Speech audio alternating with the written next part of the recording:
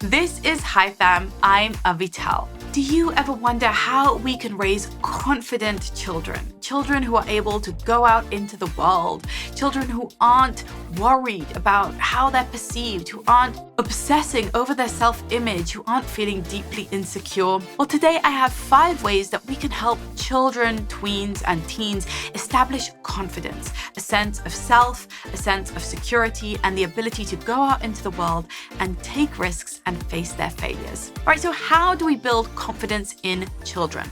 And why would we want to? Well, life is easier when you have a sense of confidence, when you believe in yourself, when you have security in who you are and in your capabilities, and when you're willing to take some risks and face failures and really grow in the process and not feel crushed by every single setback, failure, or mistake. So building confidence is a low, slow, gradual burn of a process. It doesn't happen all at once. It's all about the type of environment and the mindset that we offer our children at home. And primarily, that's going to start with modeling. Do you have confidence in yourself and in your decisions? Are you constantly second-guessing yourself, doubting, double-taking? Are you constantly engaging in harmful and mean self-talk about yourself, saying things like, oh, I'm so dumb, I'm so stupid, I'm too fat, I'm too this, I'm too that? If you're saying things about yourself that aren't nice, that aren't supportive, that aren't helpful, that aren't encouraging, that's a surefire sign that you lack a sense of confidence in your own self, that you're not engaging in a growth mindset and that you yourself are feeling shy, timid, insecure, nervous, and anxious about your life. So that would be a great place to start. And all of the tips I'm about to give you here for your children could, of course, be useful for you if you're feeling that deep sense of kind of a jittery insecurity.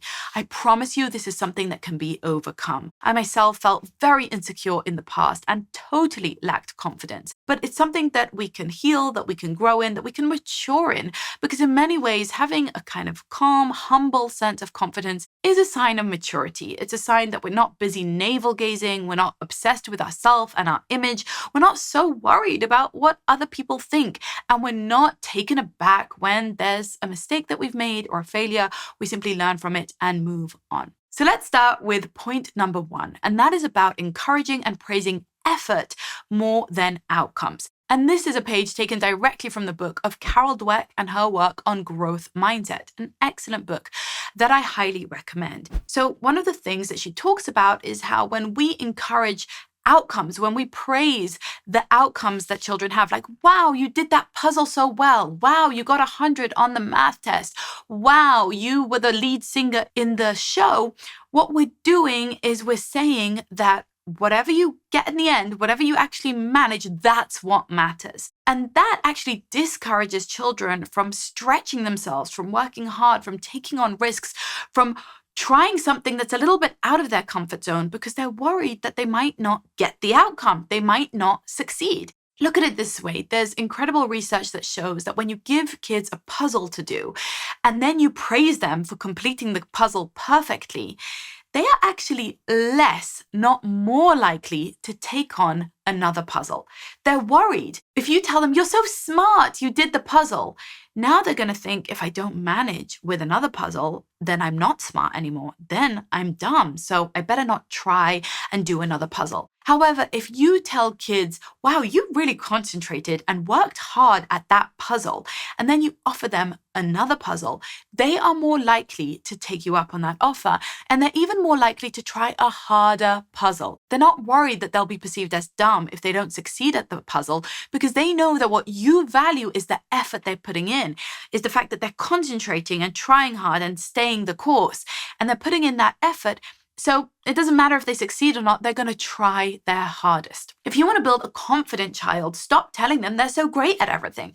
Stop telling them they're smart and they're talented and they're the best. Stop giving them all these labels that they then feel like they have to live up to, because they're going to be worried about losing those labels. They're going to be worried about what happens if I'm not, what happens if I don't succeed, what happens if I fail. If instead you praise their effort, you say you tried, you gave it your best shot, you really worked hard, you really came back and did it again and again and again, then they're likely to keep going because their confidence is built on the fact that they're putting in effort, not on achieving that end goal. Say you want your child to be more confident in sports and you want them to try to, expand their basketball skills. Well, if you go wild every time they make a basket, but the rest of the time you are silent, they're getting the message that they're only as good as the baskets they make. If instead you're like, yes, you're really persevering with this. Wow, you have so much grit.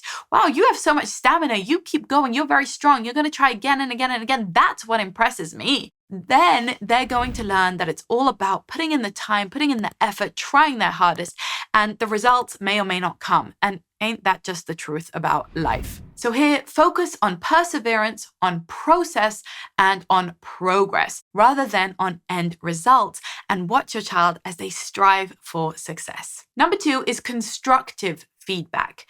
Many times as parents, we feel frustrated, ashamed, embarrassed, upset, angry when our children fail at something, or we feel really worried and guilty about how crushed they must feel. But children do need to learn that it's okay to receive and to give constructive feedback, to kind of dissect what went wrong, what went right, why did I fail, why did I succeed, what was helpful, what was not here. We need to really unlink this, like detach this from an emotional charge, and teach children to depersonalize constructive feedback. My children were once in a program where part of the program was offering feedback to their peers and receiving feedback from their peers on a monthly basis. And it was so cool to watch how they got really good at giving and receiving constructive feedback. They learned that it wasn't just about saying you're good or bad at something, but actually saying how you were good and how you were not so good at something, and saying what you could do differently, what we think you might need more of in order to improve. Think about this through a coaching mindset, someone who really wants your best interest at heart, wants you to succeed, and is here to really meet the same incentives and goals as you. They have the same agenda, but they're going to help you by fine-tuning and tweaking and holding you accountable to your highest standard. My children learned to do this so quickly. I was amazed because they are able to give and receive constructive criticism better than most 40 and 50-year-olds I know. They do it in a respectful way, in a way that is focused on the actual issue at hand, that is honest, that is simple and straightforward, and that is completely depersonalized. And when they receive that type of constructive criticism, they were really curious. I was amazed to see this in the program as they gave it to each other. And the kids were just kind of saying like, oh, that's interesting. I'll think about that. I'll take that on board. And they kind of received the feedback and thought, okay, now I have to run it through my own filter and think, does this apply to me? Do I agree? Is this useful? Do I want to make a change in this regard? Cool. If so, okay. That is an incredible life skill to give your kids, and it's sure to build their confidence when they learn that it's okay to actually, look back in hindsight and think, okay, what went well, what didn't? Now, you can give your kids constructive feedback about the way they handle a sibling conflict, about how hard they are studying for something, about how they're tying their shoelaces, about anything they're doing. You can say, hey, I'd love to help you with that. Let me tell you what I think you might want to improve on. And then you just say it. And you say it in a very calm, very straightforward way. It's not personal. And you don't play the games of offended and offensive and all of that. You just say, well, we're working towards this goal. Let's figure out how we can do it in a better way. What can I, reflect back from you as an outsider perspective that's seeing this in order to help you to improve your skills? If you feel like your child is insecure and you want to build their confidence, don't hold back on the constructive feedback, on the criticism, as long as it's helpful to them in growing and developing.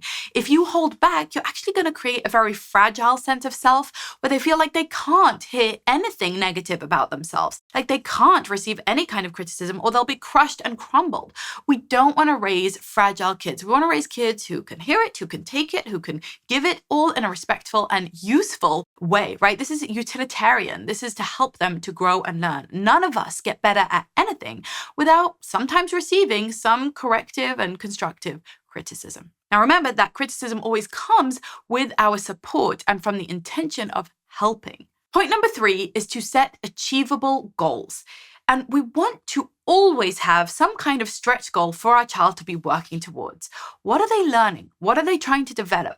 What skill are they trying to master? A child or a human who is not trying to grow and develop in a certain area, trying to master a skill, can feel really stagnant and start to lose confidence. Like they're not stretching themselves, they're not gaining any knowledge, wisdom, skills, muscles, whatever.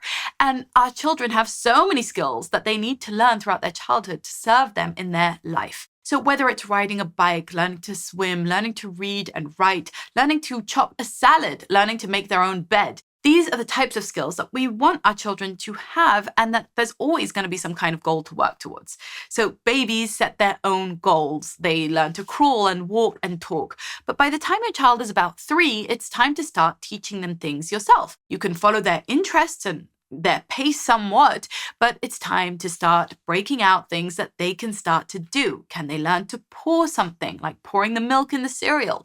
Can they learn to put their backpack on or get dressed by themselves? Can they learn to take themselves to the toilet and, complete the process independently? And then later on, can they learn to ride roller skates? Can they learn to write cursive?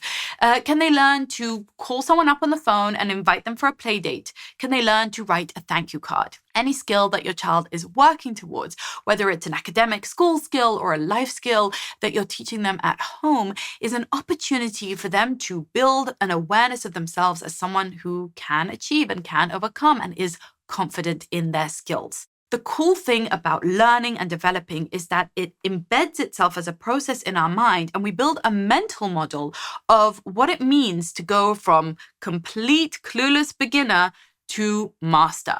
Right? You've been through this process many times in your life. From the first time you try something where, it's awkward and you make a ton of mistakes and you look silly doing it. And maybe you're making expensive mistakes or costly, to your time and to your energy. And it's not skillful, it's not easeful, it's not natural. And the more times you do it and the greater your, mentorship and guidance and process, the quicker you get to a level of mastery where it's easeful, where it's elegant, where it looks effortless. That's something that we want our children to experience over and over and over again as we set these achievable goals for them. Say learning to ride a bike. As you go through that process, you experience in an embodied way what it means to go from I'm going to fall off this thing and hurt myself all the way to I'm cruising. It feels so amazing. I feel like I'm flying. That process is a process that teaches our children that they can. Many of us think that confidence is built on just people telling you you're great and amazing. But no, confidence is built from the inside out. It's built through experiences. It's built on a process of earning. You earn your confidence by putting in the miles, by putting in the legwork, by actually showing yourself in real life with real evidence in front of your eyes that you can do things.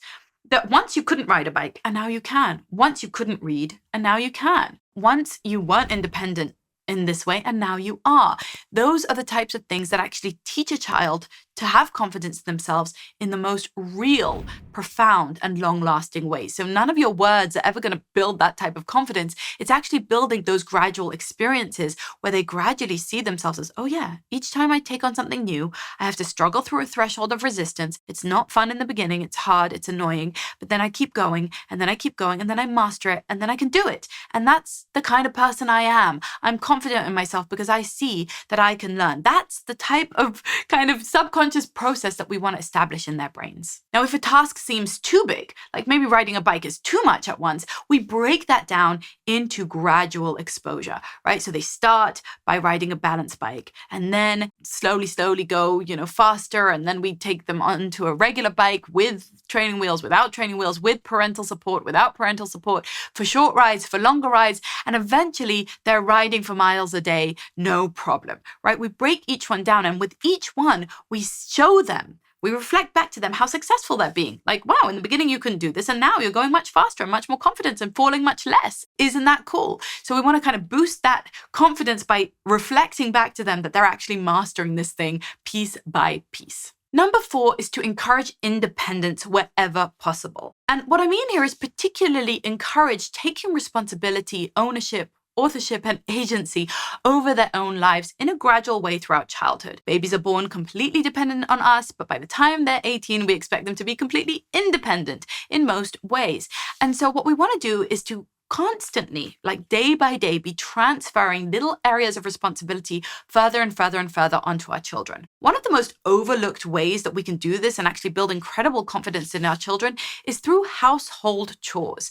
I mean, contributing to a household and feeling like you are needed, like you are useful, like you are helpful, like you can do some of the things that adults need. That is something that's going to build a lot of confidence for children. Their ability to actually do things that other people find really gratifying and helpful. And rather than us constantly doing for children what they can do for themselves, one of my favorite Dr. Phil quotes is never do for a child something that they can do for themselves. So I wouldn't say never. Sometimes a child's sick or tired or whatever, it's fine. But for the most part, you want to try and constantly reflect back to them, hey, is this something you can do? Like even a 4-year-old can go and fetch their own water, right? A 5-year-old could be making their own bed. They could be helping with cutting vegetables. They could be setting the table. They could be sweeping. They could be vacuuming. There are many different things that children can be doing from the ages of 3, 4, 5. Certainly by the time they are 6 or 7, they're going to be able to do a ton of different household chores. And again, here you can break them into smaller compartments. Maybe they can't do the entire laundry cycle, but they can certainly fetch the laundry from the hamper and put it into the machine. They could sort it from light and dark. They could put the pod into the machine or pour the liquid in. They could be getting it out of the machine into the basket. They could be taking it to the dryer. They could be taking it from the dryer. They could be taking the folded piles to each room. Eventually, they can also fold the piles. These are the types of steps that children can actually take. And when you expect them to be more independent and to do more things around the house, then they certainly rise to that occasion and they feel the confidence of being a capable person. Watching my 12-year-old start his day by going out and doing his pull-ups and then making an egg for him and for his siblings is something that shows me that he feels tremendous confidence and ownership over his morning routine. And that is something that I want for my children and for your children too, is the sense of, I know what I'm doing. I know how to take care of myself.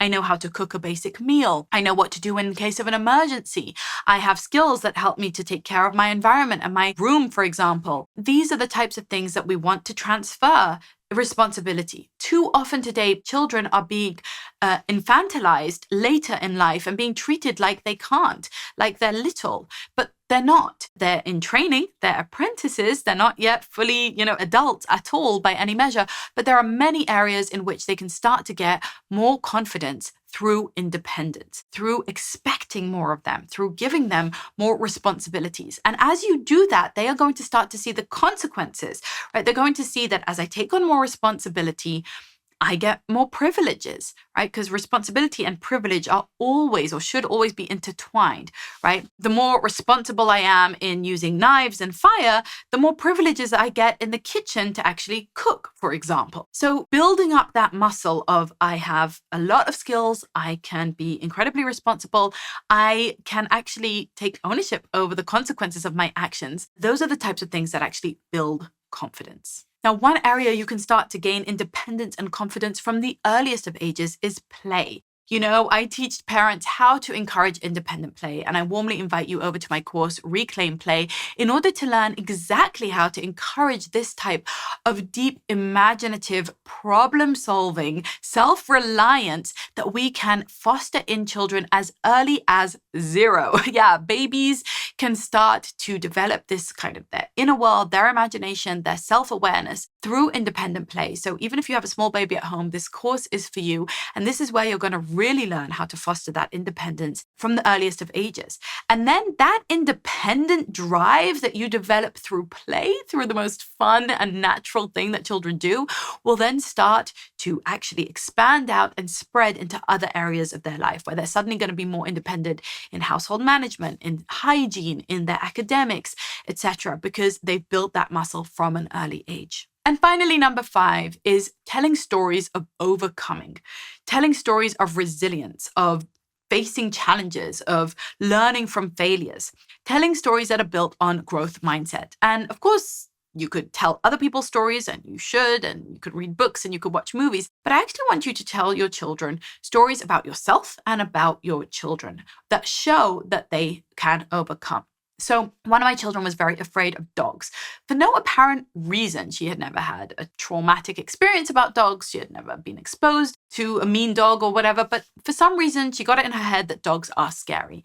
And I think the natural response to that is to help her to avoid dogs, right? To be like, okay, she's afraid of dogs. So can you put your dog away? Can you hold the dog? Can you leash the dog, etc.? Because my child's afraid. Now, my approach is actually the opposite, because I want her to build up a library of stories of overcoming, right? I want her to have a whole vault, a whole a whole library of stories where she can say about herself, in the beginning I couldn't do this, but by the end I could. In the beginning I was afraid, but then I mastered it. So what I actually did was I told a friend of ours who has a lovely, sweet, well-mannered, well-trained dog that if they ever go away on vacation, could we please dog sit for them? And sure enough, a couple of opportunities have come around, and we took their dog in for a week, and I prepared her and I told her we're going to be having the dog and is she willing? And she was a bit iffy, but willing. And that's important because children need to take on the challenges voluntarily in order for it to really be that kind of psychologically strengthening process.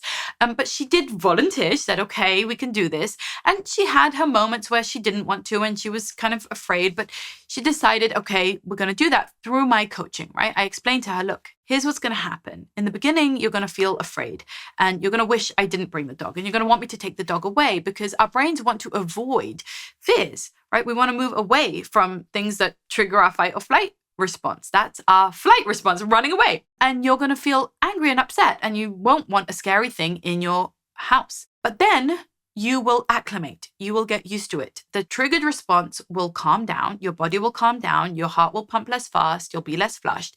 And your body will start to see that you are actually safe with the dog here. You don't need to feel insecure or afraid. And as time goes on, you'll get used to it to the point where maybe you'll even like the dog and you'll take care of the dog. Well, let me tell you that today, just this morning, my daughter took the dog out for a walk by herself. She loves the dog. She's so excited. And all she can say about herself is, I'm not afraid of dogs anymore. I don't even know why I was afraid of dogs. Now, this type of voluntary exposure to the things that we're afraid of is exactly what builds the muscle of confidence. And I could give you 100 stories like this of things that I've done with my children to help them to overcome their insecurities. One of my children was very afraid of getting up in front of a crowd, right? All of us are afraid of that. That's a scary thing for most people. Just like all of us have a certain fear and, wariness around animals to begin with. These are natural fears. But the point with fear is that we must face it. What do we do with fear? Well, say it again. We face it, right? And I want you to tell your children that. What do we do when we're afraid? We face our fears. That's what we do with fears. So we voluntarily face them. And with my child who was scared to get up in front of a crowd, we found some opportunities where he could get up in front of a very small, very intimate, very loving, very supportive crowd and just say a few words. And he built that muscle. And he's really not afraid of it anymore because he's had several opportunities to gradually expose himself and to overcome. So this is what I mean when I say build stories of overcoming. Give your children plenty of opportunities to face their fears in a gradual, supported, and voluntary way. Those are the key things: gradual, supported, and voluntary. You have to actually get their buy-in. They have to be convinced. But you can also kind of orchestrate opportunities for them to have this, like orchestrate an opportunity to speak in front of a small crowd. Maybe it's grandma's birthday and they're going to get up and just say, happy birthday, grandma, we all love you. Okay, that was their first, speaking in front of a crowd. It was very low stakes. It was a very friendly, warm audience. It was a supportive environment. And that's how they start to say, oh, you know what, that wasn't so bad. And we say back to them, you were really nervous to do that, but then you did it because you're an overcomer and you do it. You face your fears and I'm so proud of you. You must feel so proud of yourself, right? That's how we encourage that effort and that ability to overcome. So tell them stories. You remember the time when you were so afraid of the water, but then you dipped your toe and then the next day you got a little bit in it and now you're like a fish. We can't even get you out of the pool, right? We tell them how that is the normal process. That is the human process. And we help them to see that building confidence is something that we do with our legs. We actually go out and do the things that we're afraid of, and then we feel more confident in ourselves. So no amount of praising, no amount of, slapping amazing. You're amazing. You're so smart. You're so beautiful. None of that is going to build your child's confidence. What's going to build your child's confidence is when they actually experience that gradual growth process of gaining mastery over something that once they had none, or maybe they even had fears about. If this video was helpful for you, I would love to hear what your key takeaway was below. Leave me your comments and leave me your requests for future videos. Thank you so much for being here. Don't forget to hit the like button and make sure to share this with any friends who you think might benefit from it. Until next time, keep on living that high fam life.